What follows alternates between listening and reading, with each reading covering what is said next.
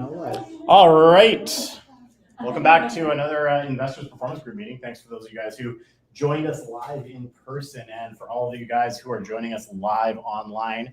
We really do appreciate it. Looks like, wow, there's a lot of you guys joining online already. While you guys are here, I would love for you guys to engage with us in the comments. So feel free to, first of all, drop where you guys are joining us from tonight.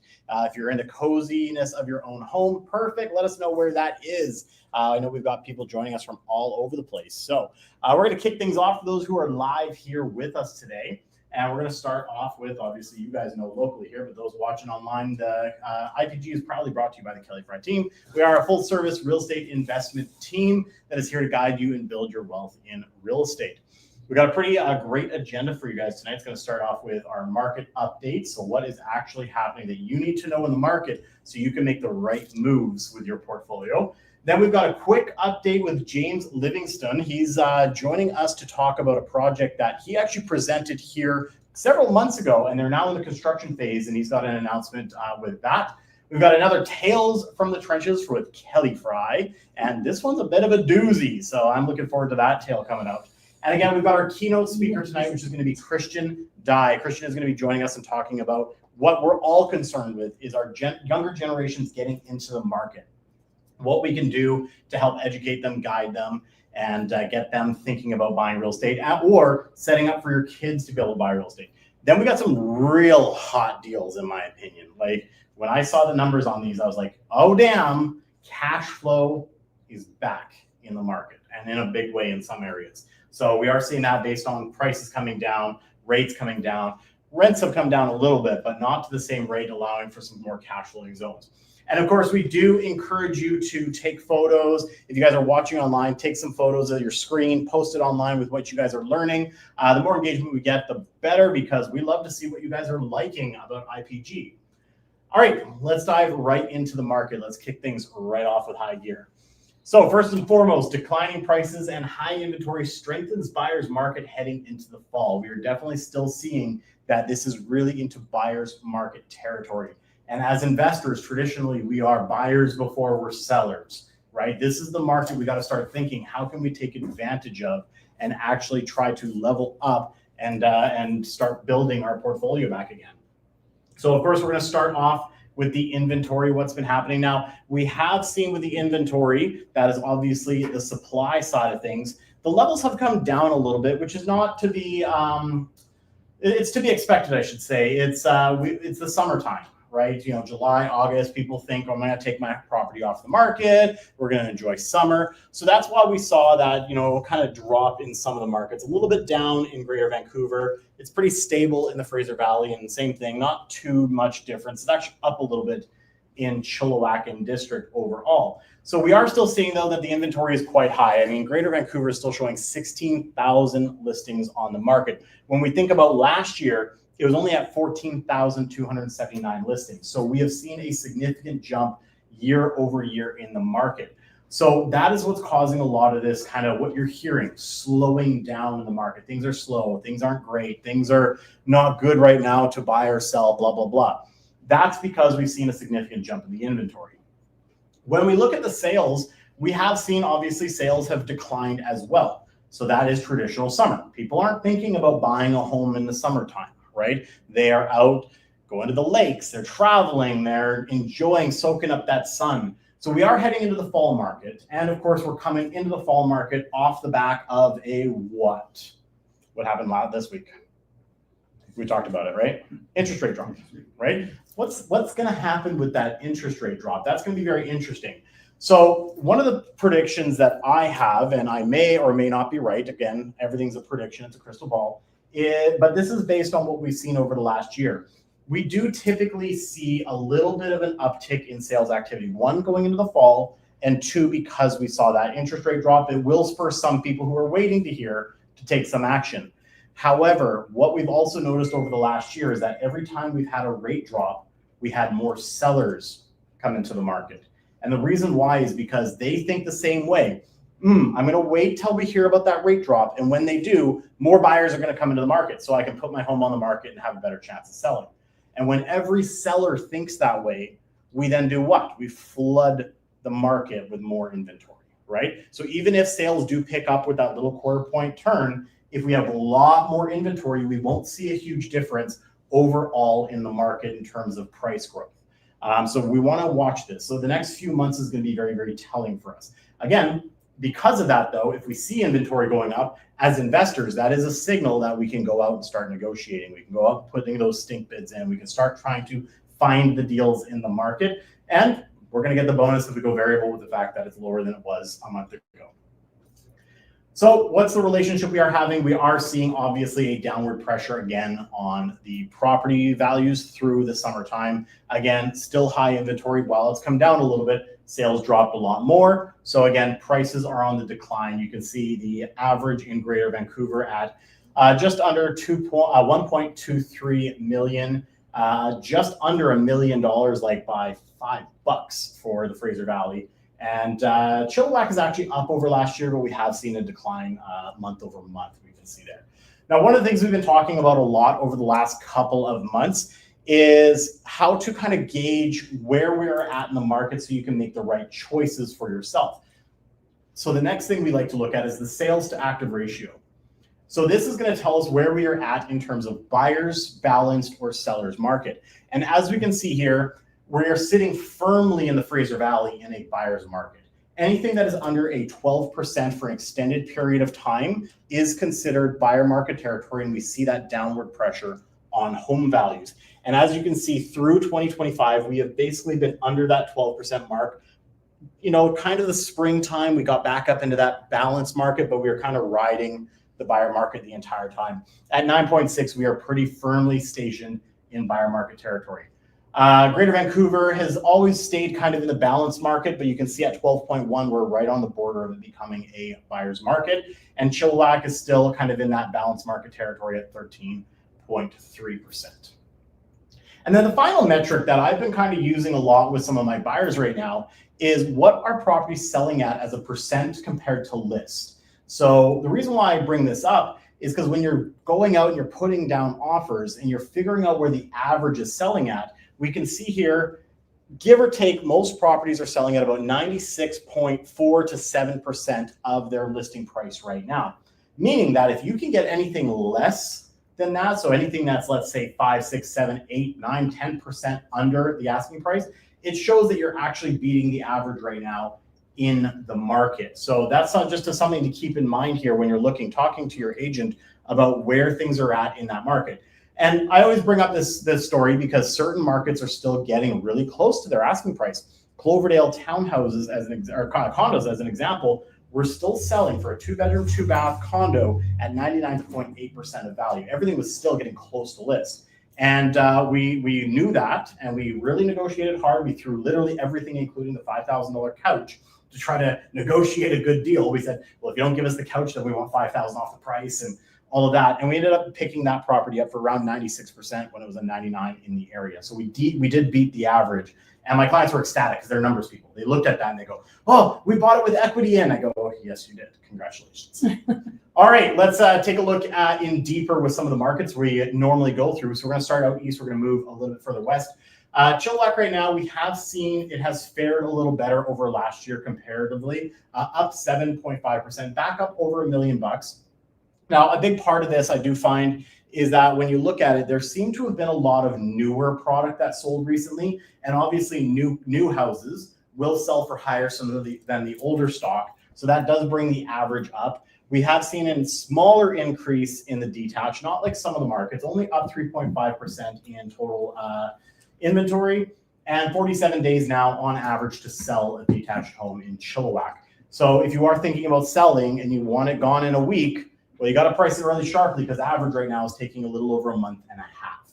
Townhouses took a little bit of a hit on the chin at down 9%, up 12% on the total listings, but they're still selling relatively quick, 18 days on market. So things are still moving relatively fast in that market segment right now, under 20 days. And then condos are pretty flat, 1.1 over last year. You can see 63 days, so 2 months right now to sell a condo in that area, and up over 100 listings for the month of August. Abbotsford took a hit in the detached, down 9.2%. They're up on the inventory, 35 days to sell. 6.9% increase on the townhouses in this market, though, while we do see there's a big jump in the listing inventory as well. So 46.9%, we'll likely see that start to trail off over time. And then, of course, a massive jump in inventory in the condos, which we're already seeing the pressure on the pricing, down 5.2% in that market. All right, Mission. Interestingly enough, they were up 21.7%. And when I first looked at this slide, I said, how in the heck did that happen? I said, jury, we need to go back to the stats and double check that, because we just don't want to have an error. And sure enough, we did see Mission actually took a big jump over last year in detached. Again, a big part of this has been there's been a lot of development in this market as well for detached. There's some new subdivisions that have been happening, especially in where Polygon had purchased that massive development. So any of those properties are going to bring up the value on average compared to selling 1960, 70, and 80 stock for lower prices. Total inventory is up 10%, almost 11%. Townhouses are pretty flat, although it's taken 2 months to sell. And condos up a little bit, still 53 days to sell. Inventory is up 20% to 42 total listings. Langley is one of the more expensive markets in the Fraser Valley, and it took a hit down to an average of 1.542, down 11.1%.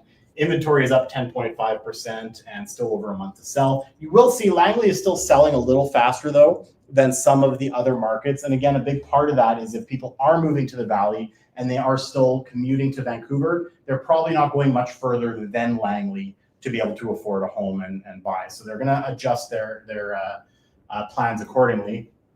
Townhouses down slightly. Condos took a bigger hit at 6% down. And of course, as we saw, inventory is up across the board. What we've been doing the last couple of months here as well is we've been doing some side-by-side, because this is where I've talked about it a lot. There's no such thing as a Canadian real estate market, as we all know, especially in this room. We also know there's no such thing as a Vancouver market. In fact, there's no such thing as a Langley market, because every market has its subsect.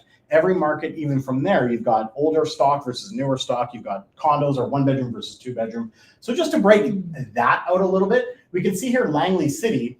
In the city of Langley, houses are actually up 7%, whereas in Langley, as an average, it's down 11%. So if you're looking in the Langley area, you might find some better deals in and around the township than maybe Langley City right now, because they're still going up a bit. We can see here the days on market, things are selling relatively quickly in Langley City for detached. And the inventory is up 47%, but it's only 106 compared to the total. It only comprises the total of that 797. Whereas you see here, townhouses are down. They're up slightly in Langley City, 19 days to sell. So Langley City is beating the average in both of those markets. They are up to 53 listings there. And then condos took a bit of a hit, but not as bad as the rest of the Langley. However, you can see here, they are taking longer to sell, but inventory has dropped a little bit. So interesting to look at these dynamics to really see the difference between one section of Langley versus Langley as a total. Maple Ridge, we're going to look at a couple markets in Maple Ridge, but overall down on detached. We are up on townhouses and up on condos. The condos are the only ones that are showing a decrease of a pretty significant amount in Maple Ridge. We did see several projects kind of closing not too long ago. So sometimes we'll see an artificial drop of the listings because the development's closed. All those assignments that would be considered listings get removed from the market. And then a portion of those will hit back, as we're all aware of. All right, taking a look over in Cottonwood. So we're kind of on the east side of Maple Ridge here. You can see this is a great example of it. This area in detached is getting hit harder than the average overall in the city of Maple Ridge. It's taking a lot longer to sell houses in that area, and inventory is up higher than the average. Townhouses, though, townhouses are faring quite well in this market. We are seeing Maple Ridge townhouses still moving, and clearly that area is generating some pretty good sales right now. It is taking a little longer to sell, but there's only 30 listings in that area for townhouses. And then this area does not have any condos to market, so that whole Cottonwood area is no condos. So let's take a look at that place that does have some condos. East Central, we can see here, this has taken a much bigger beating than the average. Townhouses are pretty flat, and condos in this area are close to what Maple Ridge is doing as an average. It's taking 41 days to sell versus 51 in that market. And actually, you can see the condos have actually dropped by 30% in East Central. All right, Surrey, the one that's in the news a lot. It's a tough market in Surrey right now, especially in certain pockets. Now, I will say, though, this last month and a bit, we did just sell a house. Kelly sold a property in, was it 4 days on the market? Yeah. So certain pockets like Fleetwood for detached still moving really quickly. Then you talk about like Surrey Central, that's going to be another tale altogether. And this is one of those markets that's quite large. So one part of Surrey definitely doesn't operate like the other, right? South Surrey doesn't act like Whalley. Whalley doesn't act like Fleetwood or Cloverdale. So this is very the market of many markets. Overall, though, in the city of Surrey, we're down across the board, but not too bad. 2%, 4.6, and 1.7. Listing inventory is up. Biggest jump was on townhouses, and days on market has gone up. But if we look at Whalley, first of all, this was interesting. There was 0 sales for detached in Whalley. Like, again, this was one of those moments where I looked at the slide and I go, let's double check that number. And sure enough, 0 sales have happened in the area of Whalley for detached. And yet there was a 54.4% increase in the inventory. So properties are being listed and they're not selling right now in that market. Townhouses actually fared pretty well. It's up 10% over last year, whereas Surrey in general is down almost 5%. And the inventory hasn't jumped that significantly, and days on market have dropped. Whereas condos, though, in this area, we can see as an average, it's down 1.7. Over last year, Whalley is down 3.7, which is actually not too bad year over year, considering about 1 or 2 months ago when we did this slide, Whalley was down 18% over the year prior. So year over year right now, we're doing okay, but you can still see we're now averaging under $500,000 for a condo in the Whalley area. Days on market have dropped slightly, but inventory is up quite a bit. Okay, Coquitlam. Coquitlam's kind of holding steady, down 1.8% right there. Townhouses at 0.9, and condos sitting at down 2.4%. Inventory up across the board, and days on market's actually dropped across the board here. It's still under like 25 days, 26 days in that case. So, you know, a little over a month for detached. So Coquitlam seems to still be moving relatively well. So again, that is your market update. That's the breakdown to really understand all the different submarkets we're dealing with and how to navigate it. Of course, we do see that there's great opportunity in the market whenever you see prices coming down, you see more inventory hitting. As investors, definitely recommend getting out there. If you've got some plans, take advantage of it right now. All right, let me just see here. Our next speaker is going to be James. Is James here? Did he log in? He is? Okay, if you can bring James up on the screen. Excellent. James, can you hear me? I can. Okay, James, well, welcome. I'm actually going to, if you can actually bring him up like this. Yeah. There we go. Okay, I'm going to switch the screen so everyone can see you in the live crowd here. There we go. And I'm going to also, oops, bear with me, James. Let me see. How do I go full screen? There it is. Hello. All right. There we go. We've got you on the main screen. Now you can see yourself right there, James. Welcome. So James today is going to be talking about one of his projects that he's been working on. He was actually a speaker here a few months ago talking about Lightwell Homes and what they're doing to start doing multi-unit projects in the Vancouver area, and you're actually expanding. So I'm not going to talk too much more about it. So James, why don't you introduce yourself, talk a little bit about what you're working on, and what you guys have planned for our guests here today. Yeah, thanks very much, Cameron. In Vancouver and then later on in the other municipalities, multiplex or small scale multi-unit housing, as it's known in Coquitlam and Burnaby and Port Moody, it was introduced. We're now in construction, so it's about a year for us to get permits and then a year to build. And what we're doing is building bigger homes than you can typically get in the market. Say on the west side of Vancouver, you have a choice between a half duplex, which have an inconvenient third floor, quite awkward sloped ceilings. Adults can't really move around very freely in them. And then townhomes are like little bowling alleys. They're quite narrow, between 10 and say 17 feet. So with what we're building, we can build 1-level homes, 2-level homes, 3-level homes. It's quite diverse. But the big issue when we talk about multiplex or SMU is people really need to see them before they really understand them. So what we've decided to do is open up our sites, our construction sites, so that people can tour them and get a better understanding of what this type of housing looks like. We currently have 5 projects in construction. We'll have 6 starting in a couple of weeks. So on October 2nd at 5 p.m., we're providing a tour of one of our projects, which is called Ensued. It's a 10,000 square foot lot on Gravelin 34th in Shaughnessy. It's 2 large duplex type buildings with 2 character homes behind. So if anyone's interested in that, please sign up and you'll be able to go in. It's all framed up. So you can go through each floor and see what the rooms look like. We haven't started drywalling yet, but you'll get a sense of how high the ceilings are, as well as layouts. All right.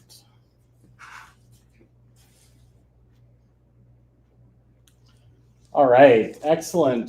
Drew, can you put me back up on the screen, please? Yes. On the screen now. Okay, James, can you hear me? I can. Okay, perfect. I'm back. Okay, so we've got a QR code here. If you guys would like to join James at a hard hat tour to come and take a look at what is going on with the multi-unit residential that he's building here. Again, as he mentioned, October 2nd at 5 p.m. on Granville Street there is where their current site is located. We're going to be doing some hard hat tours so you can see how these are being structured, how you can work with these lots and kind of take advantage of the projects that they are investing in right now. James, do you have anything else you want to add about that? Yeah, we'll be coming to Coquitlam soon. We have projects in Port Moody, the Glen Eyre and College Park area.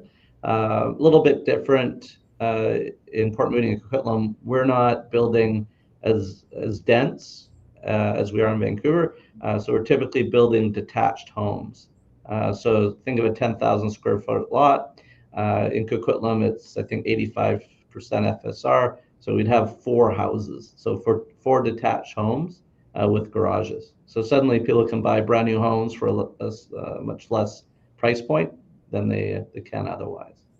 Awesome. Awesome. All right. So for those of you guys who are joining us online or those in the studio, just make sure you scan that QR code. And if you miss it, just shoot me a DM or an email and we'll make sure to send you the registration link. I would love to have as many people join us on the 2nd as possible. And yeah, I think it's going to be a great opportunity to learn a little bit more about what James is doing and how he's able to work around the rules that Vancouver and the province have created to still make opportunities for investors here in our market. So James, really appreciate you joining us digitally here. Yeah, we'll send anyone with any questions your way. Does anyone while we do it, does anyone have a quick question for James at all right now? No. Any online? Feel free to drop it in the chat. Kelly does. What's the timeline generally when they're complete? James, quick question was, what is your typical timeline for starting the project and completing? A year for permits and a year for construction. So 2 years. In Vancouver on the west side, we're pre-selling the homes, as many as possible, and then we'll finish off the sales once it's completed. Excellent. Okay, awesome. Well, thanks, James. Really appreciate you joining us. And yeah, we'll see you on the 2nd. Thanks very much. Look forward to it. Cheers. All right, let's bring back up the slides, if you could, Jury.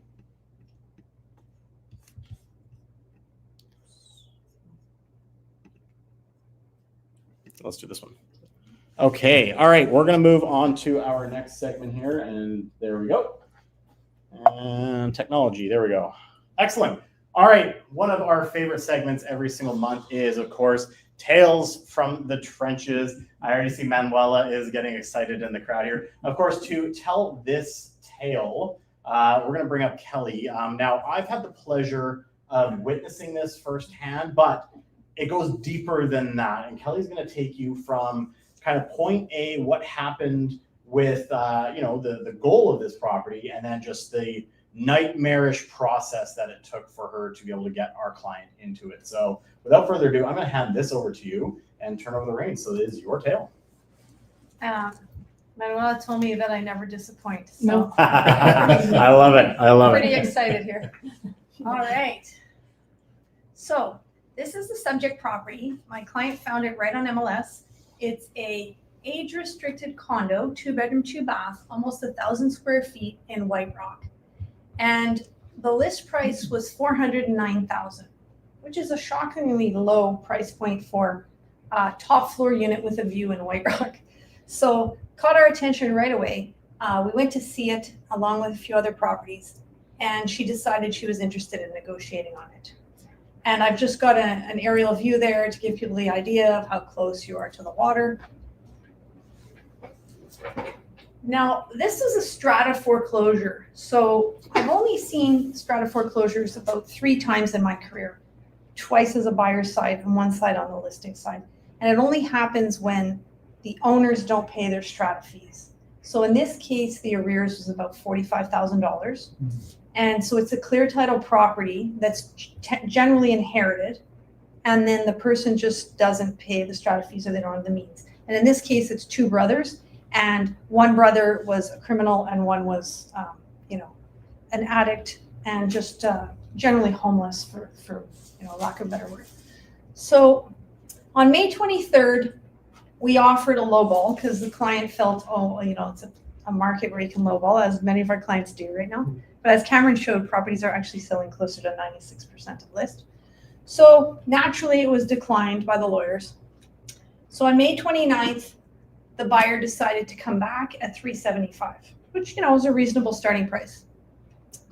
And then on June 1st, they countered and we accepted at $395. Still a good price. Now, while I was away, because I was on a cruise with my mom, Cameron went to the site with the client and a contractor to estimate what the costs of renovating were going to be. Then on June 11th, that was our subject removal date. But she was having some challenges and, Kyle was working with her because she has a portfolio, trying to get the numbers working properly. And then we extended till the 15th. No, the 19th. That's actually an error. We extended until June 19th. And when that date came, we just couldn't remove the subjects. And she wasn't quite prepared to go towards private money yet because she hadn't become accustomed to the rates and the fees associated with private money. But she knew that if she let it go, as with any foreclosure and it goes to court, if someone brings a trigger offer, we can still show up and compete. So that just gave even more time while we waited for the next buyer to step in to jump back in. So we did the collapse release, the deal collapsed. Then on July 15th, I was notified that there was a new accepted offer and the trigger offer was at $390. So $5,000 lower than what we had. So I knew that we'd probably be looking at 3 to 4 weeks before it would go to court. And then on August 12th, I was notified that the court date would be August 22nd. And for the first time in foreclosure court, it was actually New West, which I hadn't been to before. So that was exciting. So on August 22nd, the court date was 9:45 in the morning, as it always is in foreclosure court. And on that day, we won in court with an accepted offer of $411. So I had a gut feeling that the guy was going to go to $410. I was super nervous. And the client didn't want to go over $410 or $410. So I said, listen, let's do $411 because you don't want to lose by $1,000. You can win by $1,000 only if he goes to $410. So the other offer was actually $405. So went a little bit over, but we got the deal. So this is me in foreclosure court sitting on the floor with all my various copies of offers because I didn't know how many people were going to show up.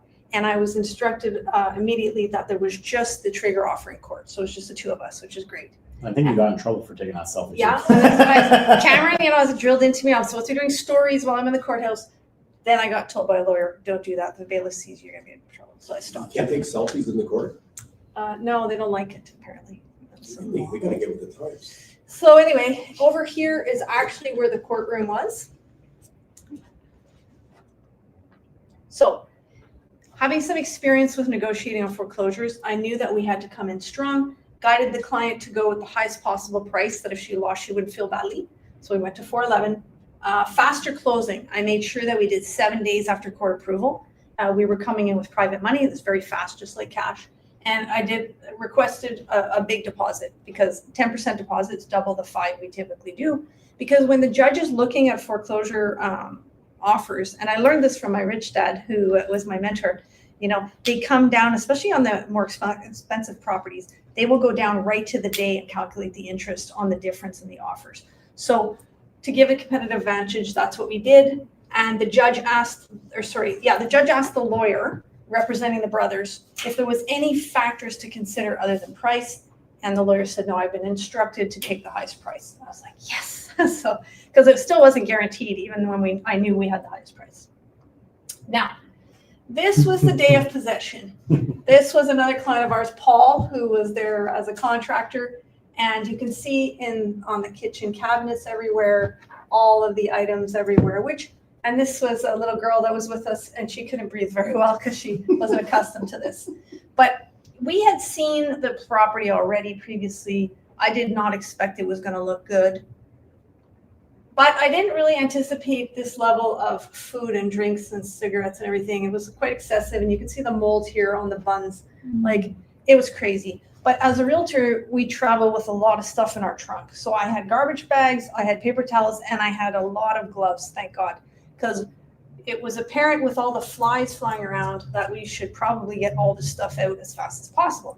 And normally on possession, I don't really get too involved. I just give the keys and leave. But on this particular day, I felt, they needed some help. So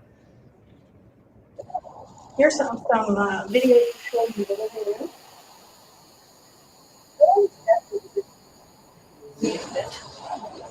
But we can see under there, it's unbelievable that people look this way. Now here in the laundry room, we were surprised to see that the washer and dryer were gone. So obviously they sold those for cash. So no laundry. And then this was the brother that's the more criminal one, that's a little bit more sound mind, a little bit better situation. But surprising, he had left all his furniture. Now this is the other bedroom with the other brother. I got a phone in here.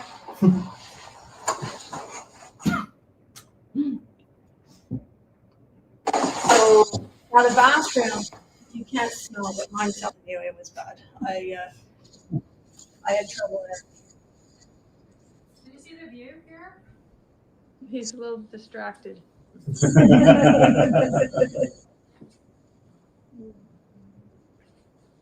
other side.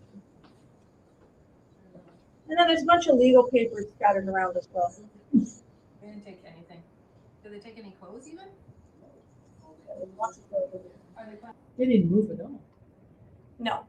So then we had an unexpected visitor. We were about an hour and a bit into this, and Pierre, who's the partner of the buyer, he and I decided to start taking garbage downstairs. Luckily, we bumped into the treasurer on the Strata Council. She had keys, directed us, and we came back upstairs with her. That is something that you guys should work out before we even get here. Pierre, So what we can do, this is one of the brothers. He showed up, and he just expected to walk in, wanted to wash his clothes. He said, well, there's no washing machine. He's never washed before, I can tell you, by the condition of the place. So we had to navigate dealing with him. He wasn't obviously mentally sound. He was a little agitated. He had not found out until yesterday, he claimed. I mean, this has been going on for some time. They haven't paid strata fees in years, right? that is something that you guys should work out before we even get here. So That's me. That's the view.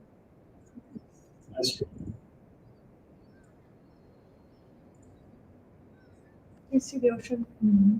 Now, what I didn't anticipate was that there was going to be a bunch of confusion about access to this unit, because I just thought we could just take the unit and deal with it and call 1-800-GOT-JUNK. But the lawyer and the other realtor started making deals with the two brothers for access, which became a point of contention for my client because she just wanted to change locks, get control of the unit. But it became clear that there was an obligation under the vesting order that they had to keep the property for 60 days. The strata had the responsibility to do this. The personal And- property, not the. Yeah, the property, the stuff inside the condo.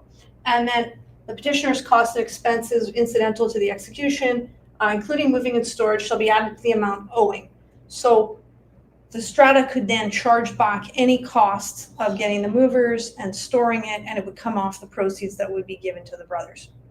What I didn't know yet also was that there was complications with the brothers where one of them had falsified the will, and so they weren't getting any cash anytime soon. Like I thought, oh, they'll want their money and it'll be smooth. No, it was not going to be smooth.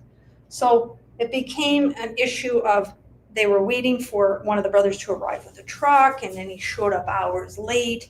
And so my client was getting more and more upset. The strata was saying that there were 2 moving companies, but they weren't going to be available for like 2 weeks. And I'm just like, we'll find a moving company. Like, you have to deal with this. You have to deal with this right away. And so, but there was kind of this difficulty with who was in charge, because there was the other realtor, there was the lawyer dictating, there were the brothers interfering. We finally got control of the situation within a few days. 1-800-GOT-JUNK got called.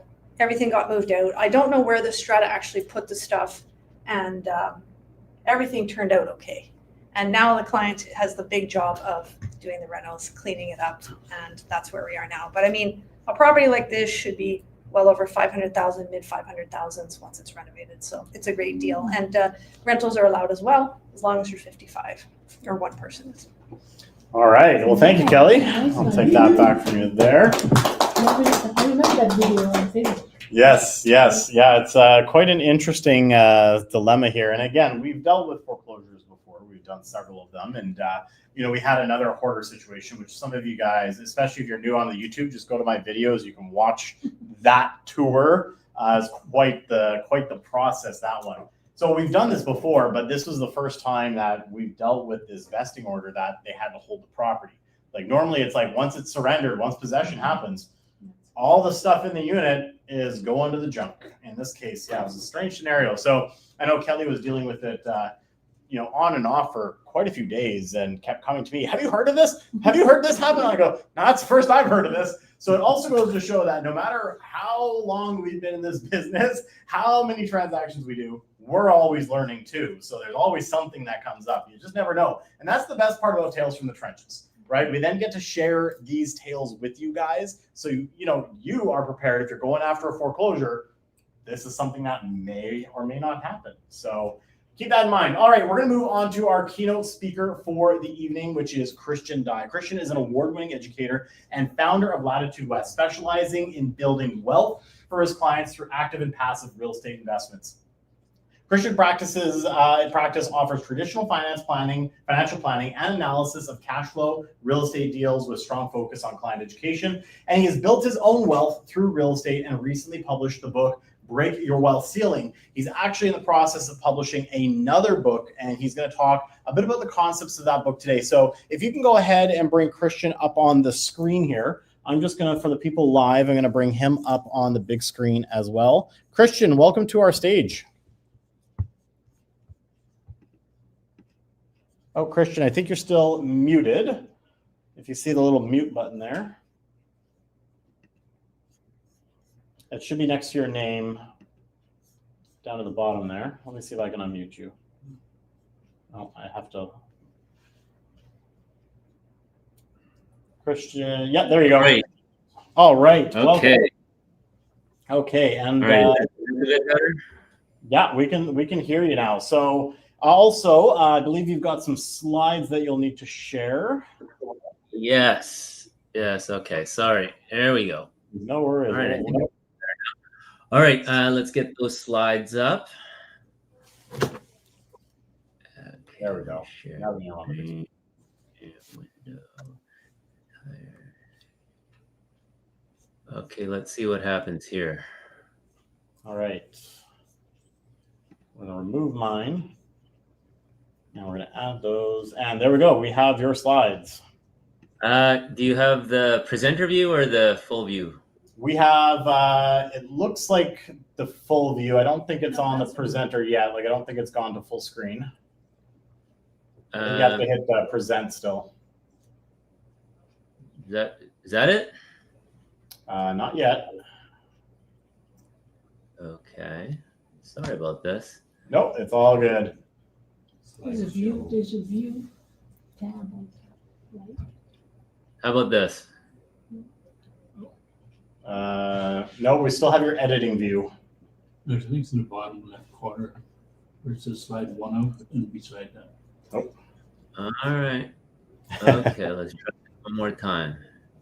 just make sure you bring that one. And we were doing so well there too. We Okay, did good. We did well in our practice, but is this one better or worse? Jerry, can you add it to the screen, please? It's not here. Oh, we don't see the share yet. Jerry said it's not been shared yet. Okay, one more time. 5th time's a charm. Okay, here we go.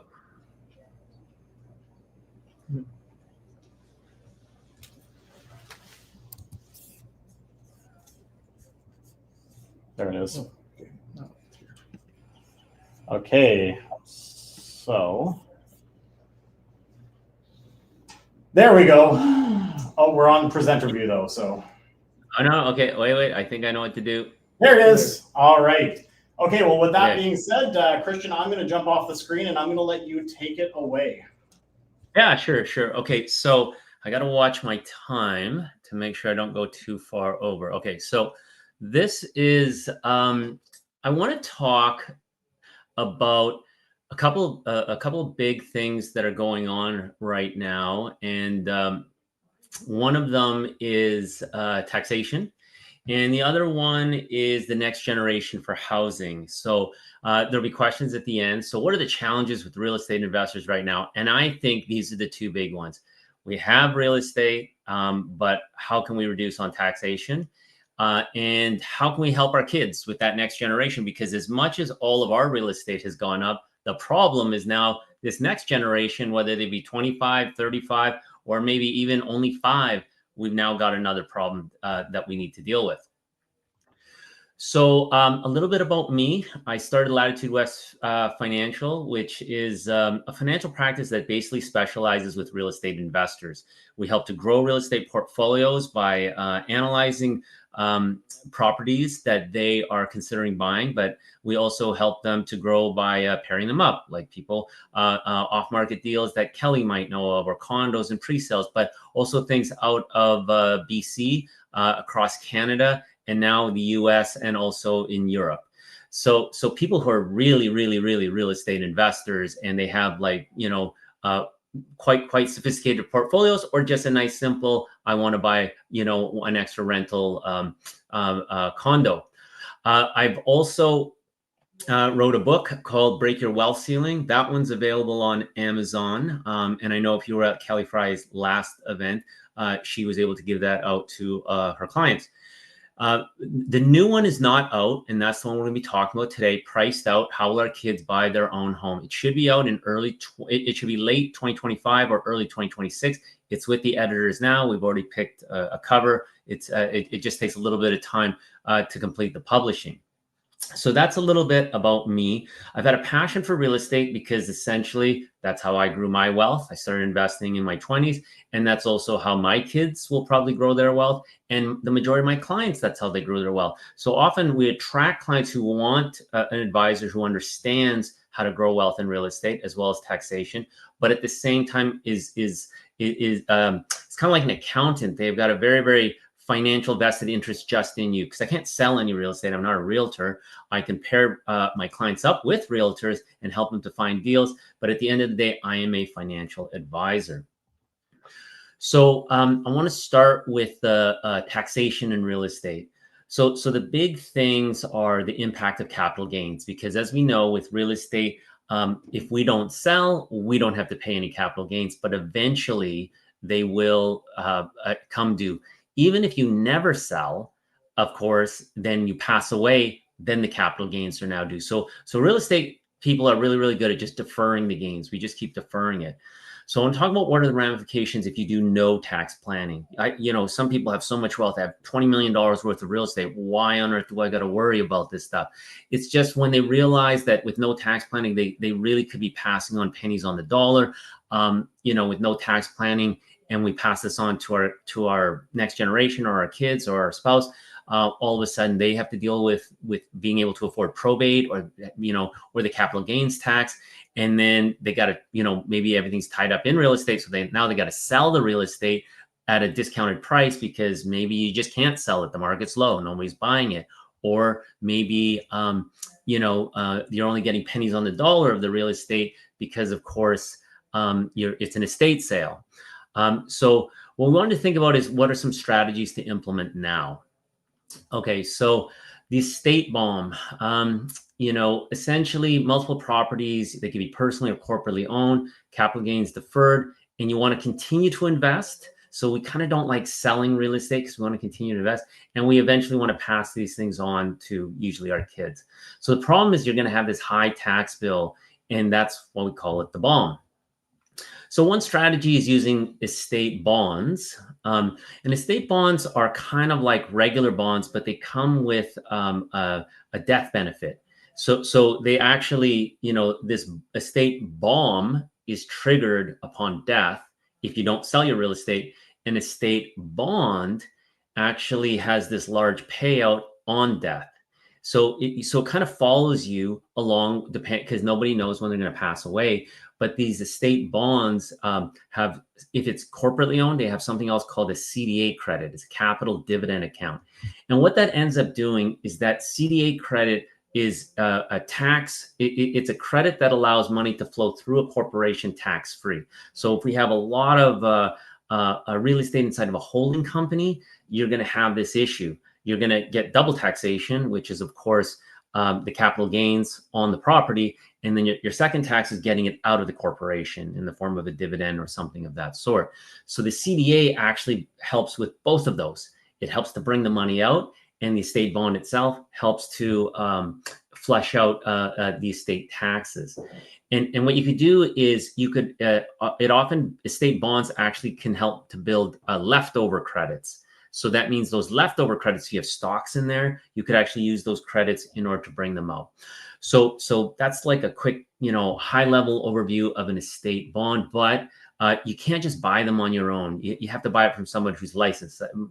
Our practice is licensed to actually provide these. So you can't go on, a website and then suddenly start to pick these things up. So to give you an idea of what the estate bomb might look like, here is a person with a principal residence as well as 5 properties. In this, the properties, what we would do in our practice is we'd figure out what is the fair market value of these properties currently, and what was the purchase price of these properties. Because that's when, of course, the capital gains starts being accumulated. And what is the growth rate of all these properties? We went really, really, really conservative. We said the properties are only going to grow at 3%. Okay, so if we go 4, 5, 6, 7%, which is what Vancouver is probably going to show, that just means the bomb is even worse. It's going to be even bigger. So I'm using something nice and conservative just because I'm not sure where everyone's calling in from. Maybe they're calling in from Alberta or something. And then of course their growth is a lot less. But what we would do in our practice is to figure out, okay, maybe life expectancy would be maybe in year 50. Maybe this person is in their 30s right now. And we're going to show what the value is, and then of course what the capital gains tax is expected to be. So this over here is expected to be about 3.7 million, and that's if the real estate grew at 3%. If the real estate grew at 6%, this number is well into over $10 million. Okay, so then we sort of have to say what's a metric that can help to flush this out. And as I said, an estate bond inside the portfolio, maybe even funded by real estate cash flow, would be one of those things. I'm actually not going to go too much in depth there because I got to watch my time. What are other wealth transfer tax strategies? Capital gains reserve, that's actually when you're transferring the wealth to one of the kids without selling the property. So that's the important part. You still got to pay taxation, but it's smoothened out over 5 years. There's an estate freeze where you actually, you got to get a lawyer to do the estate freeze. So you're actually passing the wealth on to the kids. but now it's based off of their tax rate. Your tax rate has actually been frozen. And then there's a trust where you move the real estate into a trust. And so it's not, so after you pass away, it's not actually, there's no probate fees attached to that because it's now inside this trust, and the kids are of course recipients of that trust. So again, just there's so many strategies out there, but what's the point? Are you doing any planning, any real estate / tax planning / wealth transfer planning? And that's the importance of working with someone, not just anyone though, someone who specializes in real estate. Okay. So I want to shift gears here a little bit. How can we help our kids? How can we help our kids? And so, like I said, the range of those kids could be anywhere from 5 years old all the way up to 45 years old.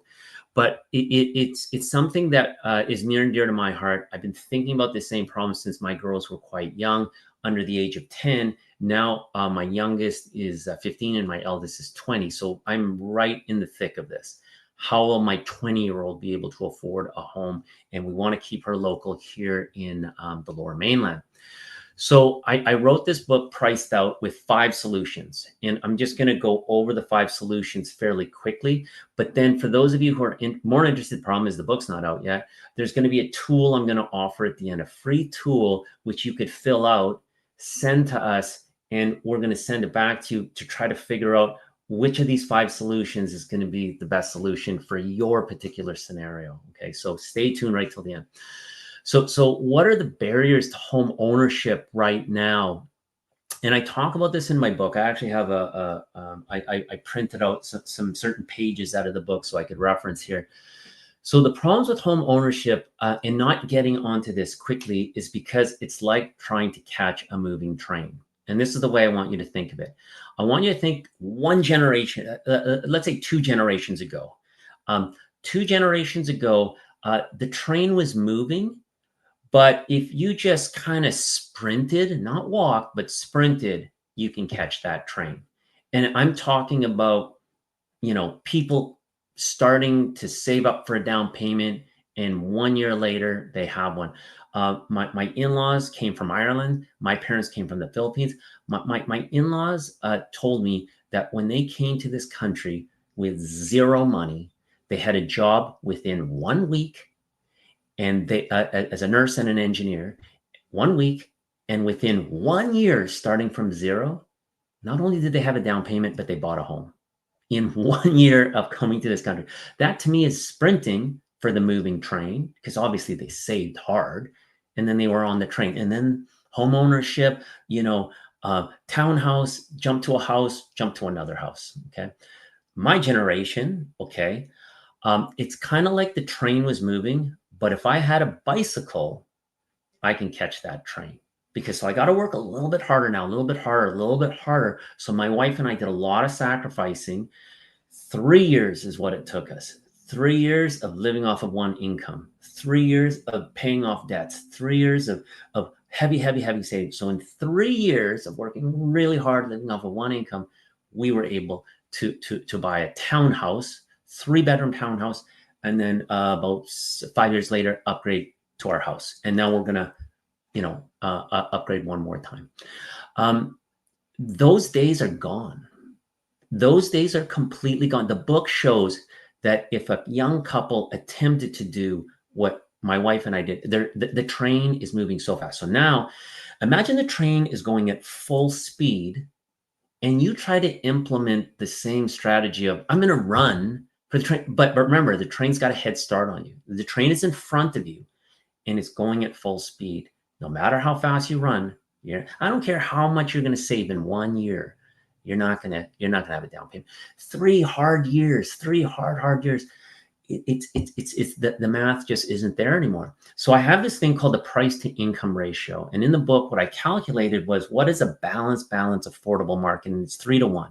So this is the price of an average home compared to the income, the household income of the home. So to give you an example, $100,000 household income. If you had $100,000 household income, let's say 2 people both making $50,000 a year, then a balanced market would be, an affordable market. Sorry, I should use the word affordable. would be a $300,000 home. So $100,000, and the average house is $300,000. He says, Christian, is that even possible? There is. There are rural towns in the prairies that still have $300,000 houses, right? Like Saskatchewan, for example. If you made 100,000, 300, okay. I calculated it when my wife and I first started out. This was over 20 years ago. It was 5-to-1, which is why 3 hard years of saving, we were able to get a townhouse, a down payment on town. So it was a 5-to-1 ratio back when I first started, and this was in the early 2000s. Today in Vancouver, it's 14-to-1. So if you had $100,000 household income, maybe some people listening have $100,000 household income, but the house you're trying to buy is 1.4 million. 1.4 million, and you know, that's probably a townhouse, to be honest. But I bought a townhouse. My townhouse was 350 grand. Right now, if I tried to buy my same townhouse, 1.4 million. But the thing is, our income has not gone up as fast as our housing has gone up. That's why the ratio is spread so much.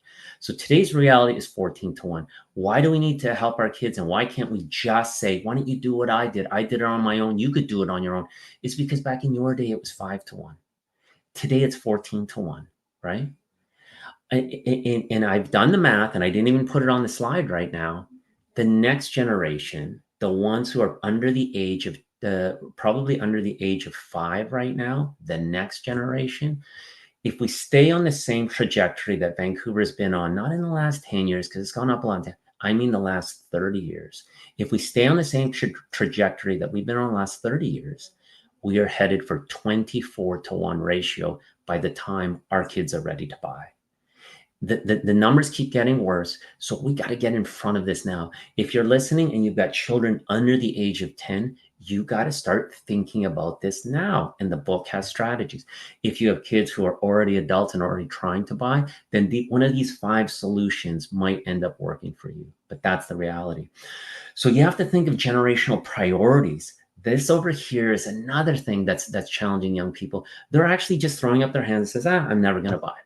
You know, I make $80,000 a year.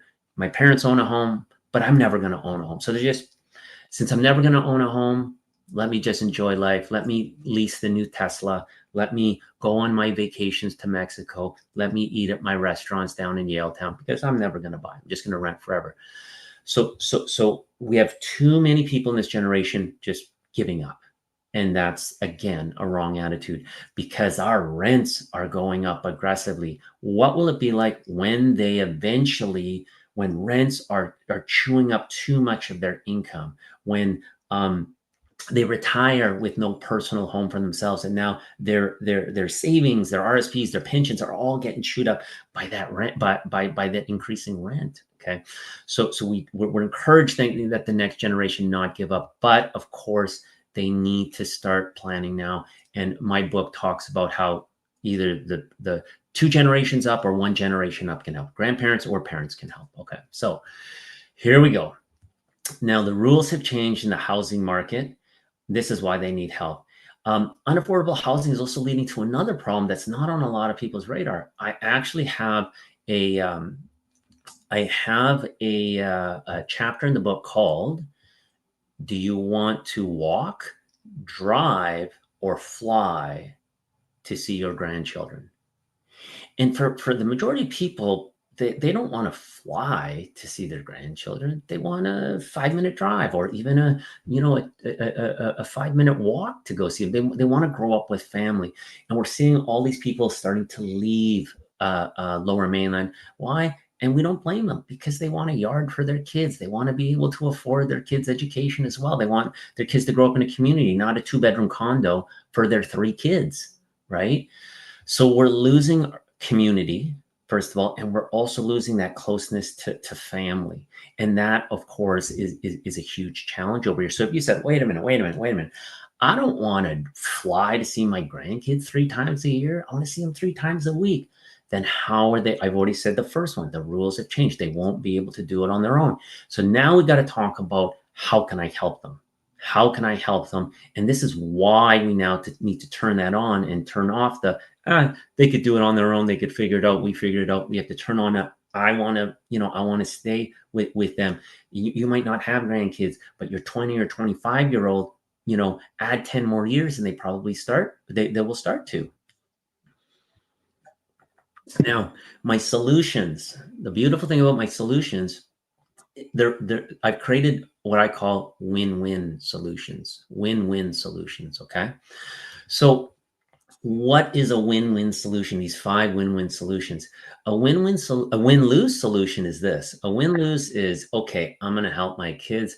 I've got, $1 million in RSPs, TFSAs, and I'm going to take $200,000 and I'm going to give it to my 25-year-old, daughter so that she could buy a condo. And that's the down payment. So now instead of $1 million, I only have $800,000. So I have less money in my retirement now. That's win-lose, right? I want win-win. Win-win is good for me financially, good for my kids because I get them into a house financially. Okay. So that's the concept. So in a nutshell, I know everyone's been waiting. What the hell are these 5 solutions over here? Okay. So really, really quickly in the book, I've written chapters with these titles: 3 for 30, co-investing, multi-generational living, early inheritance, and reverse mortgages. Those are my five solutions where mathematically I have figured out that it's actually win-win. It's basically considered a win-win. And to me, win-win is when I don't deplete the wealth that you need in your life. I don't deplete the wealth that you need in your retirement. We can access the wealth that you don't need anymore, or we can look at co-investing. So let's talk about a few of these. Okay, what are these? I'm going to go through them one at a time. I'm going to have to reference some notes out of my book just because I wanted to reference some of them. So the first one I call 3 for 30. Now, I actually steal that name, 3 for 30. There was a guy who wrote a book called The Psychology of Money, and his last name was Housel. He talks about 3 for 30, and it's the psychology of money. It's about delay of gratification. So what is the 3 for 30? I want you to imagine a couple has a dual income of 130,000. Okay. Now, in order to buy the home that they're trying to save up for, they're looking, for like a 10% down payment. And what I've calculated is 3 for 30 means this: you sacrifice for 3 years by living off of 30% of that dual income. So it's $130,000 that this couple is making. They're going to live off of 30% of the income for 3 years, which gives them a savings rate of 70%. So how on earth can a couple live off 30% of income? Generation Above can help them by the parents providing them with basically rent-free housing, the basement suite portion of the house. There's a sacrifice obviously on both ends over here. You got a couple making $130,000 and they're not going to contribute to the household. As a matter of fact, they're going to live rent-free in the house. That's one sacrifice from the parent. The sacrifice from the adult couple is, I got to live with my parents or my in-laws over here. It's a sacrifice. It's obviously a sacrifice, but you're sacrificing for 3 years. Now, here's the result of it. Okay. So my numbers show that you should be able to live off of about a little over $3,000 per month. But remember, you're rent free and you're being conservative. So you're only living off of $3,000 a month for all of your other expenses. But you should be able to save over the course of 3 years. My number is $273,000. $273,000 is how much you'll be able to save. Okay, what can I do with $273,000? If you bought a starter condo, we're looking at $800,000. That's 34% down payment. 34% down payment, you are now in a 2-bedroom starter condo, and you are now paying about what you would have paid in rent with a 34% down payment. So that's why that number was picked on purpose. It's the equivalent of what you would have paid for if you were renting in this town. Okay, which is about $2,500 a month, that's what I calculated at. But what is that $800,000 condo going to grow to? okay, that $800,000 condo, of course, is you're gonna gain all of the equity outside of that $800,000 condo, as it it usually doubles, at least every 10 years. So it's 1.6, then it's 3.2. Now, what if you needed a house? So I also did a comparison on a house. If you put a 10% down payment on a house, you'd be able to easily buy a $2 million house. Okay, $2 million house, because you have 273,000. I didn't even use up all the 73,000, but you buy this $2 million house. I used a conservative 5% annual appreciation. In 10 years, at a growth rate of 5%, that $2 million house would be worth $3.2 million in 10 years. Remember, that's already $1.2 million in capital gains tax-free equity. In 20 years, that house will be worth $5.3 million. In 30 years, that house is going to be worth $8.7 million. And that's only the house, that $2 million house, growing at 5%, right? What's this going to create? Minus mortgage, $6.6 million in home equity over 30 years. $6.6 million. By you sacrificing for 3 years, you get in, because what's the alternative? I'm never going to own. So 30 years later, you don't have 6.6 million. 30 years later, you've just been paying rent. Parents are like, I'm not going to help you because, you should do it on your own. Kids realize they can't do it on their own. Now we have adult children running around paying so much rent, and they just gave up 6.6 million. So that's the 3 for 31. Help your kids by actually giving them the opportunity to live rent free. It's a sacrifice for both of you, though. Okay, so there's strategy 1. Strategy 2, co-investing with your child. So this means where you actually are taking money, you are giving it as a down payment, you're gifting it as a down payment, but in reality, they're actually going to give it back to you with interest. Okay. So what does this do over here? So in this one, I want you to imagine you have a 25-year-old daughter. Right now, she qualifies for a mortgage, okay, because she's got a job. You give her $100,000 from your TFSAs, RSPs, somewhere, $100,000, okay? But that $100,000 was invested and you were making an 8%, I'll just pick the number 8% return, okay? So now I got to take my investment, my 100 grand, I got to take it out, and instead I got to give it to my daughter in order to buy a home. But that 100 grand is coming back to you with interest, because remember, when she buys this $500,000, that's what I used here, a $500,000 property, that's a 20% down payment. She qualifies for the $400,000 mortgage, okay, because she's got a job. But now you get her in at age 25, okay. So now in 10 years, that $500,000 property, this one I grew it at Vancouver's appreciation at 8%, is worth $1 million, $1,079,000. That's over $500,000 of tax-free equity. So what would a 25-year-old do with that starter condo? They would live in it, obviously. Maybe it's even a 2-bedroom and they get a renter, paying down even more. But what ends up happening is they will end up at some point selling it, right? They got to upgrade, they get married. At some point, they're going to sell it. Well, what happens when they sell it? Now they got the cash. Guess what you get? You get your money back. You get your 100,000 and you just calculate it.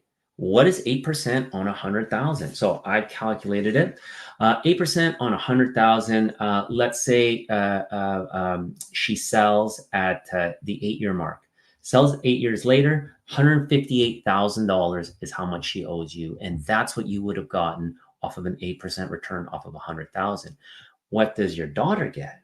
Your daughter gets all the leftover remaining tax-free equity. She's going to take that equity and she's going to upgrade to her next home, right? So by you giving her 100,000, you get back your investment at 8%, 7%, 6%. You pick the number.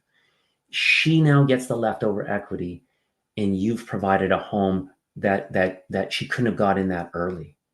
So what is the alternative over here? Well, if you didn't do this, What if you said, oh, I am going to help them. I am going to help them, but let me help them when they need the help, you know, when they have kids or when they get married.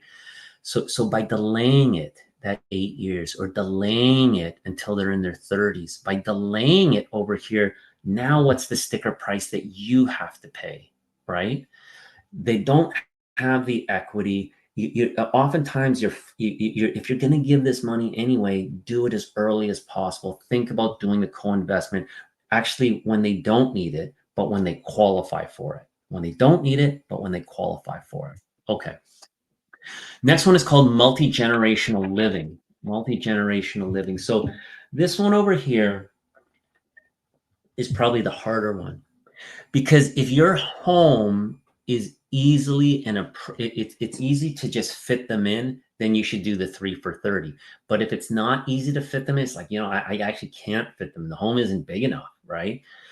Here's an idea. Are you situated and zoned for a laneway house? Okay, or can you add a rental suite by you know, legal or you know, putting in a rental suite in your basement, something like that? Well, that costs money. That costs money. But imagine now you've got that couple who, you know, we're a couple. We've just recently got married, and we're gonna get ready to jump into the rental pool. And you said, no, hold on. Instead of going to the rental pool, why don't we create a laneway house on our property? And you guys will have your own space. It'll be brand new. It'll be 800 square feet, whatever it happens to be. And then right away they're thinking, oh, okay. Why should we do that? Because I've calculated the math to say what they were going to pay in rent, instead of paying it in rent, they should pay it for the construction cost of the laneway house. So now we of course have to pay for the laneway house, but you could amortize it, right? You can get a loan against it. You can take a line of credit against it and then pay that off. So whatever they were going to pay in rent, they now pay into this laneway house. But then they think, well, how am I going to get my money out? Like there's no equity in it for me because you have all the equity. What they actually do is we can calculate the math. They're actually going to create an ownership percentage. The number I used in my book was 15%. By them paying for that laneway house on your property, you're going to create a 15% equity stake for them. What's going to then happen is they're going to live there. Of course, they've got this brand new property, but the value of the home itself will have appreciated because of the laneway. It's now worth more. So I've done the math to kind of say when they're ready to move out, they actually get their equity out as well. And there's several ways that they can get the equity out. You could take a line of credit against the home and then say, here is the equity portion, the 15% equity portion, because not only did you pay for the laneway, but it's increased the value of the home. Now, well, okay, but when they leave, this laneway still has to get paid off, right? Remember, you now have a rental property. The rental property can now finance finance the maintenance of the line of credit or whatever it is you use to pay for it. They walk away with equity so they could put it into their own home. The value of your home has gone up. Plus you now got this rental suite over here. Notice win-win solution over here. Okay, so that's multi-generational living.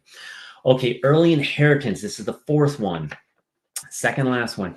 Early inheritance is this. We don't want to take away money that you need for your retirement or for any other needs, you know?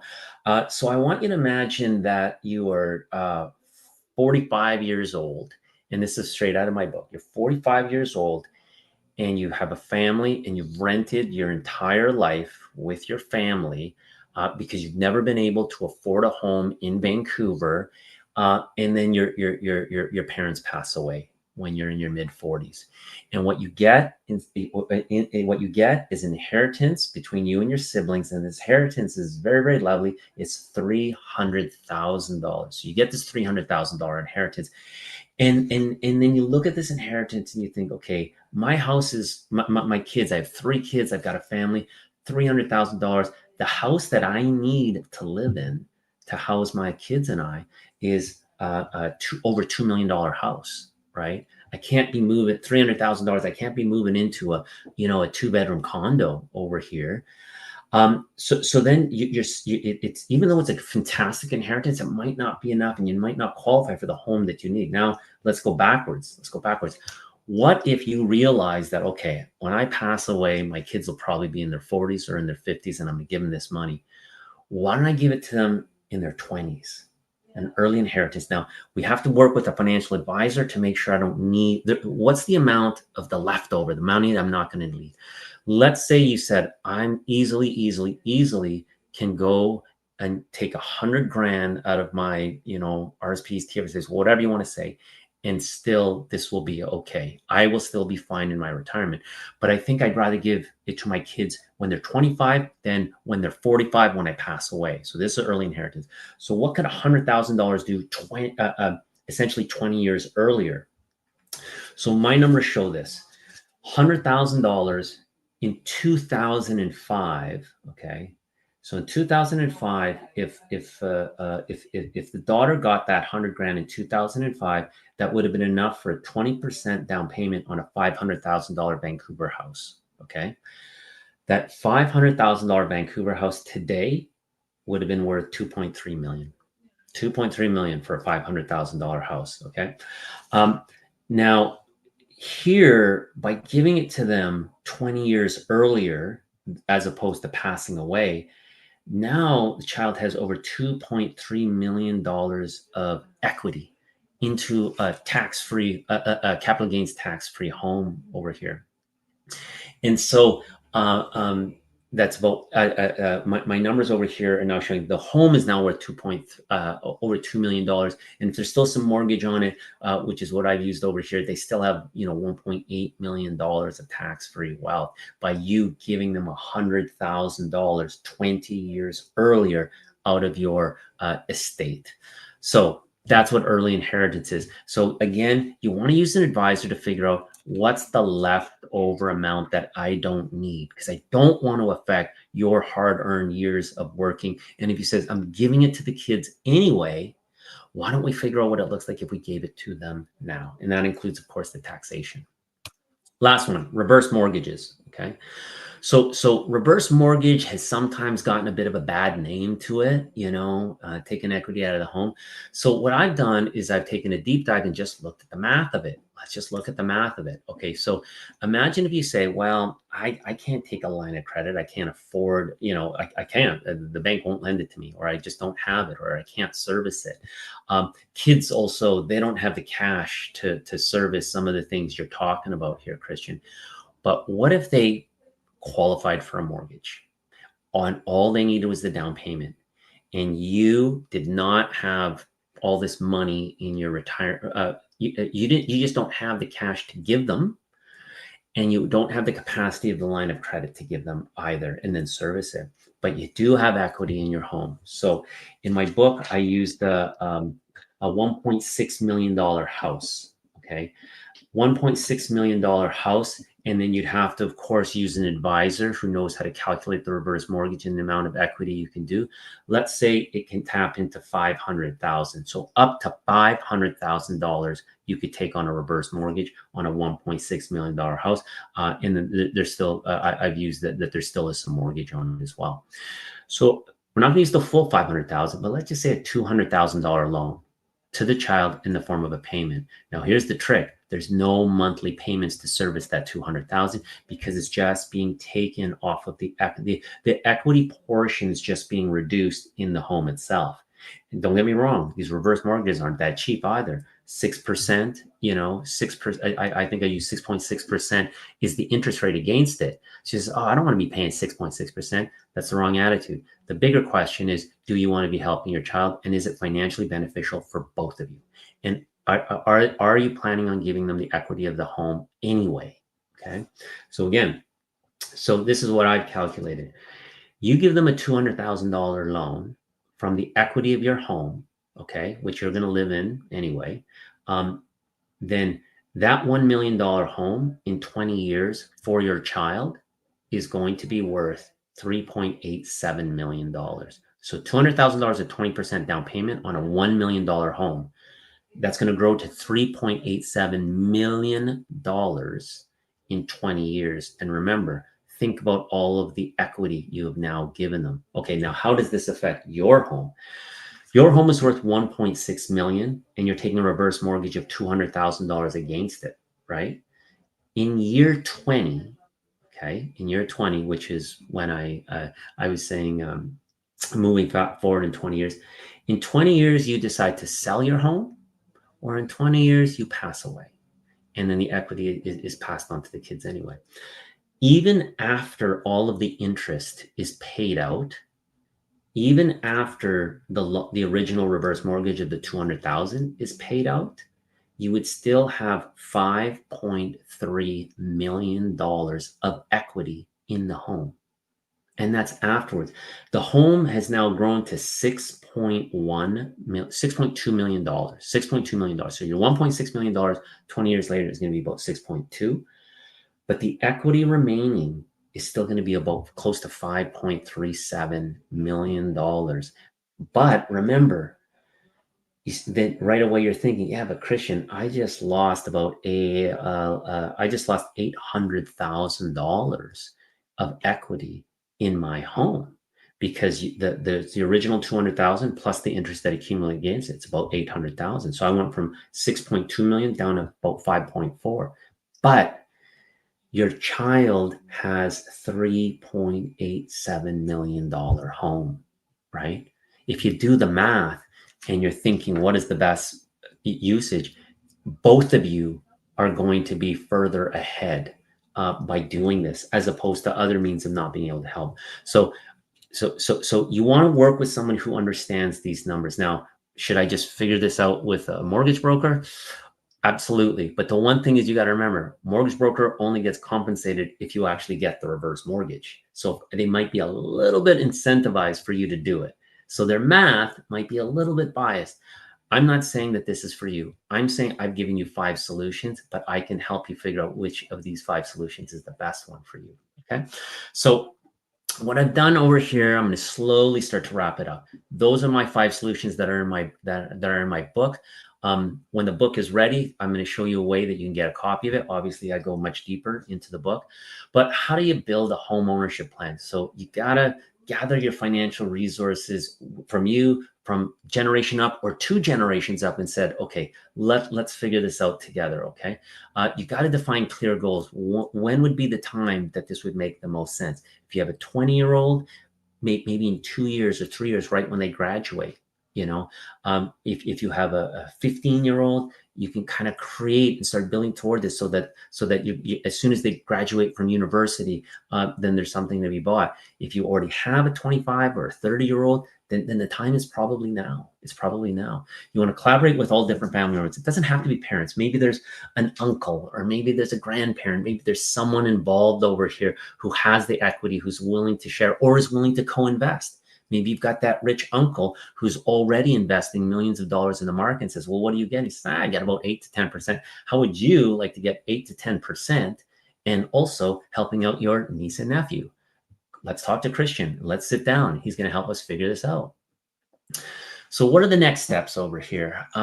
So the next steps, I would say, are start a conversation with family members with equity in their home or with money somewhere, and determine the top priorities, see if they're willing to entertain some of these solutions with you. Advisor, and this over here is important, engage with professionals specializing in real estate wealth building, okay? We've got Cameron, we've got Kelly Fry, and of course we've got Christian Dye. But we want people who are all aiming to do the exact same thing. Nothing wrong with financial advisors, traditional ones who do stocks and mutual funds. I just find that they're very, very limited in how much they could help. And sometimes they're on the other side of the fence as well. Sometimes they're like, nope, don't do that. Maybe it's because they don't want you to take $200,000 out of your portfolio. Maybe it's because they don't want you to utilize all of that wealth to put it in real estate. So I'm just saying it's better to work with someone who actually specializes in real estate, who's actually aiming for the same goal. My goal has always been the same. Let's buy more real estate. Okay. And then you want to start and develop some sort of a tailored strategy specifically for you. Okay, so that's what I believe are the next steps. What I want to do is I want to answer your questions. I want to give you the opportunity as well to get some of my free resources. So if you want to connect, one way is just follow me on Facebook, Latitude West Financial. Follow me on Instagram, Christian Diet Latitude West. And then we're always giving we're releasing videos, we're giving tips, we're doing webinars such as the one we're doing over here. If you want to say, hey, I think I want to, all of our meetings initially are just complimentary. We do a complimentary meeting to let me hear your scenario, let me hear, let me get a bit more information, let me, go a little bit deeper. Maybe you have a few more questions about these 5 solutions. My assistant Melissa is the one who will kind of arrange a time for us. So Melissa at latitude-west.ca. If you want this evaluation tool, so what is this evaluation tool? So it's essentially, it's a form with a series of questions. And the questions are designed for us to figure out which of the 5 solutions is probably most appropriate for you, because you're saying, oh, several of these things might work, but now what do I do? It's a free tool that we created. It's a report that we would give back to you. My administrative associate, Kat, is the one who will take this, evaluate it with our team, and then send it back to you. So she's at admin@latitude-west.ca. In the book, when it comes out, if he says, I'm dying to read this book, Christian, I'm dying to know as soon as it's out. So we're gonna release like a first round printed copy of it. And if you want to pre-register, what will that do? We'll just notify you when the book is ready. We'll say, here's the book, it's now ready, and here's the probably 2-3 different ways that you can have access to it. So pre-register for the book, just so we've got your name, just so that as soon as it's ready, we know that we're going to fire you a copy, a way to get a copy right away. I've also put a QR code if you kind of don't want, if there's too many emails and you just want to do the QR code, there's a comment section, just tell us what you want. Tell us a little bit about what's going on. If you got a question, do it through the QR code and just, ask your question through the QR code, and then we'll get back to you. So now, if there are any questions, by all means, I think Cameron is fielding questions for me. I wanted to try to be respectful of time because I know it is getting a little bit late. But if you did have a question, Cameron, I'm happy for you to gather the questions that are being emailed to you, and then I will field them one at a time. Just ask me what's to talk about Saturdays. Yes, so Kelly just asked, and I agree, we are going to bring it up. You have a webinar coming up this Saturday. So can you talk about that? Absolutely. I totally forgot about that. I have a priced out webinar coming up this Saturday where I will be going deeper into the 5 strategies. I did a really, really quick overview. Deeper into the 5 strategies, giving also, I did it quite quickly, but there are more creative solutions as well, which I have not shared here. So it's kind of like a sub branches into each of the 5 strategies. So if you like the ideas of some of these strategies, but you want to hear more, come to the webinar. We'll give it an opportunity to answer questions. I'm going to go a little bit deeper into some of the strategies and show you how the math works. And I'll be able to elaborate on a couple of the sub-branched, bonus strategies as well. So it's Saturday on 9 a.m. just till 10. It's just a 1-hour session over here. I'll be interviewed by a partner of mine. So it's kind of like a conversation, asking questions back and forth. If you want to just scan the QR code and in the comment, put, please register me for the Saturday priced out webinar. That's another easy way to do it. If you register, if you said, oh, I can't make Saturday, I can't make the webinar. If you register for the webinar, we will also film it but we're only sending it to the people on the registration list. So if you said, oh, I've got a soccer game, my kid's soccer game, then you'll get the recorded link and it'll be sent to you. So please come live, because then of course we can field your questions. But if you can't make it at all, still register. So scan the QR code and just said, hey, I want to come to the Saturday webinar. And then what we'll do as well, for those of you guys who are in our Facebook community, we're going to drop the link so you can also, if you missed this, or you're like, where do I find it again? Of course, the live replay of this will be on this channel that you're watching it. Don't forget, hit that subscribe button as well so we can help grow the Cameraman and YouTube channel. But also, we will drop it into the Facebook group as well so you can register and make sure you guys watch it on Saturday. I know our entire team is registered and we're going to be definitely watching it as well. Anyone else have any other questions at all? Jury, are you watching the chat here? If you can ask any questions here in the chat. Any questions yet?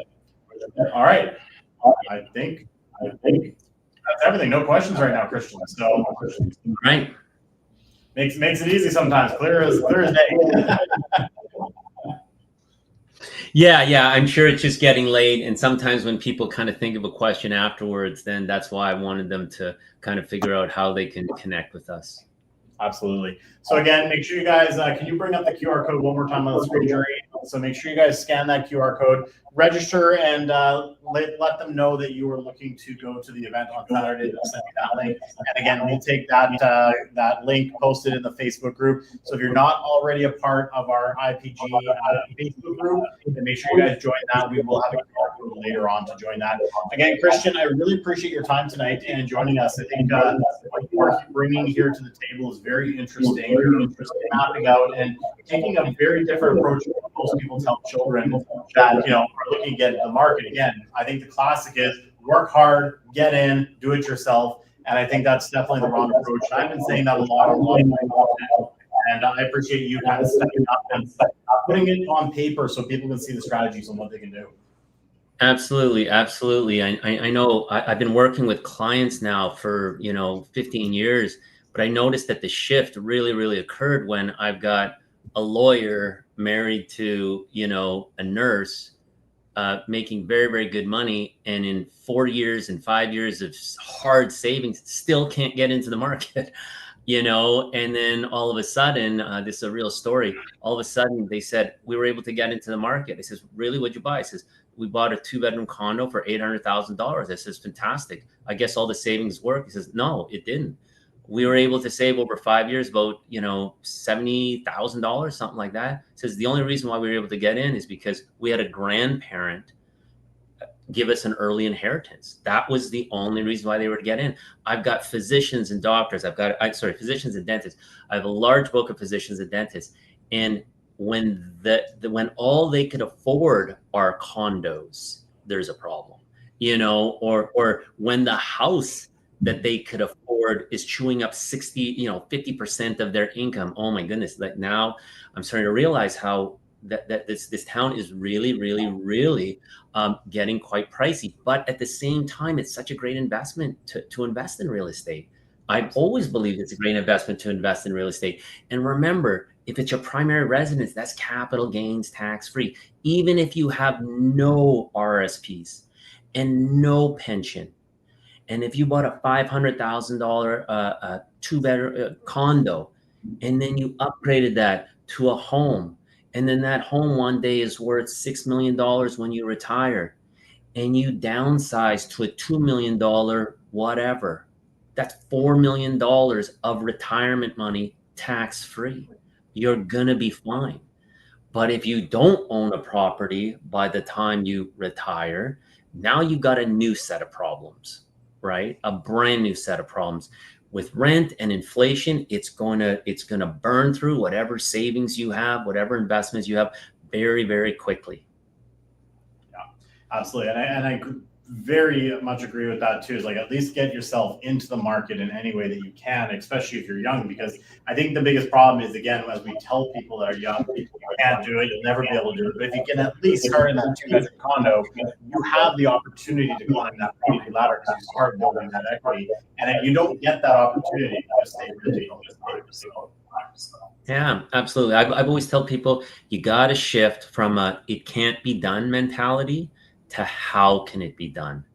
How can it, you just keep struggling, you keep struggling. How can it be done? How could it be done? Oh my God, I got to live, with my parents or my in-laws for 3 years. But there is methods out there where how it can be done. Awesome. Well, thank you so much again, Christian. We really appreciate you joining us tonight. How about a round of applause for Christian? I know you can't see them, but hopefully you can hear the claps. I was about to say. Thank you so much, Cameron, Kelly.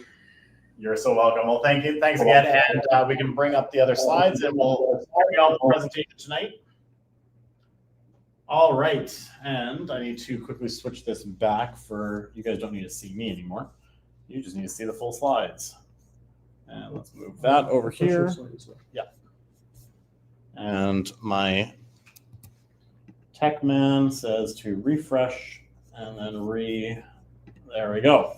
All right, you guys should be seeing that now. So we're going to go into our hot deals. Now, one of my favorite things about IPG over the years, and some of my members here have been coming for at least a decade now, or if not a little more, and I appreciate that, has always been to find these great deals on the market. And I swear, since COVID started, the deals were decent, but they were never like hot deals. They were hot for what the market was. And I think we're finally starting to see some what we can actually call hot deals again. Deals that cash flow, deals that make sense for investors to get into. And they're not stupid expensive like they used to be. Like we used to talk about $1.2 million to get into a Chilliwack house nowadays. Those days are thankfully not around anymore. And it is definitely an investor's market. So the two properties we have for you guys today are definite cash flow deals. First one here, I actually showed this one back in June. So this was a property that's out in Chilliwack. It's a court-ordered sale. So now we know how to navigate these a little bit if there's, things we got to deal with. Kelly's an absolute expert. When I showed it last time on the market, its price was at $750,000. It's still available today, and it cash flowed back then. But today, the new price is $650,000. They've done a $100,000 price reduction. So a 5-bedroom, 3-bath, so a 3-up, 2-down house in Chilliwack now at the $650 mark. Like my mind was blown when I went on to MLS today and took a look at that. I go, I recognize that house. Wait a second. I think I presented on that. And I thought it was crazy at $750 because again, houses like this in Chilliwack were starting to get close to that $1 million mark. It was nuts. So really good smoking deal. It was a great deal back then at $750, even better now. And think about it this way. The numbers I'm going to show you are running it if you have to pay the list price today, right? If you are lucky and you're able to get it even lower than that, and even if you bid it back up a little bit at court, you might actually do better than this. But I would say the cash flow is definitely there. Now, the old numbers that I showed last time in June, again, buying it at $750, I estimated the rent at about $4,100 a month. After all said and done, it was about $115 if you had it professionally managed, or if you manage yourself, $600 a month cash flow. For those of you guys who are willing to do some management, you can absolutely cash flow this quite well. We haven't seen cash flow like that in several years now. However, obviously with the new numbers, it's going to change it a little bit. Now, obviously since June, we've been keeping an eye on the market. So we have adjusted some of the other numbers, such as our rent. We know rent's been coming down a little bit. So we want to be conservative. So we took the rent down a little bit. We increased our vacancy allowance. And as it looks right now, the cash flow with management is about $303 a month. If you self-manage it, it's now over $770 a month. So this is a great opportunity for someone to get into the market, especially if you're watching this and you're maybe a first-time investor and you've got the capital to buy a suited house. These are numbers we were looking at back in 2018, 2019. So there's some spectacular we used to sell these all day long. Like investors were scooping these up back in the day. Total cash invested, you're looking at just under $160,000 with a 20% down payment. And again, being conservative, we all know rates just came down a little bit. We ran this at 4.4% interest rate back in June. We've kept that interest rate now. So there's a lot of things that if you could actually do better on, better price, better interest rate, maybe even if you do get the original rent we projected, this could potentially give even larger cash flow. We're trying to be conservative here, of course. So previously, when I ran the numbers, it was an ROI of 20%, 20.34. But obviously now our cash on cash goes up and we're at about 22% return on investment. Again, very standard investment deal that we sold day in, day out, year after year. The lot size on this one, let me go back, is 5,800 square foot lot size. So pretty standard lot, nothing spectacular, just a suited house. Now this is a really cool one. This came across Kelly's desk, and she was reluctant to share it at first with me, but she did. $1.4 million out in Merritt, BC. This is a sixplex. So 6 units for $1.4 million. And this property has been completely redone. So you don't have to walk in and do anything if you don't want to. This is very turnkey. Kelly, just to confirm, you told me they've already leased out 3 of the units? This month, and they're working on 4th right now. All right, so they're working on the 4th. So this was currently vacant when they finished all the renos. They've now leased up 3 already, working on a 4th. Originally built in 1960, 9,000 square foot lot. You can see the renovations. You've got newer kitchens. It's not like the highest end, but everything's done. You've got laundry in the units. $1.4 million. The gross rent potential on this is $10,200. Expenses, you've got property taxes, insurance. We put some vacancy in there. Again, they're renting apparently fairly quick. So we went back down to a 1% vacancy. Put some repairs, even though it's brand new for the most part, still put some of that aside. Management at 8%. You do have a bit more of an economy of scale because you have 6 units. Mortgage and total cash flow on this is about $2,782 a month. What's the cap rate? I haven't calculated that, but okay. The total investment onto this is only $312,000. So to get into a multi-family building, now we did run this with going the residential route because 6 units. I spoke to one of the brokers. You could go the residential route, or you could go commercial route with this. Obviously, if you kind of go that residential route, it's going to be a little cheaper on inspections and appraisals. If you do go commercials, just be prepared. You will be paying a little bit more in your closing costs as well. However, with the commercial too, you might actually get a little bit of a better interest rate. So some things will balance out there.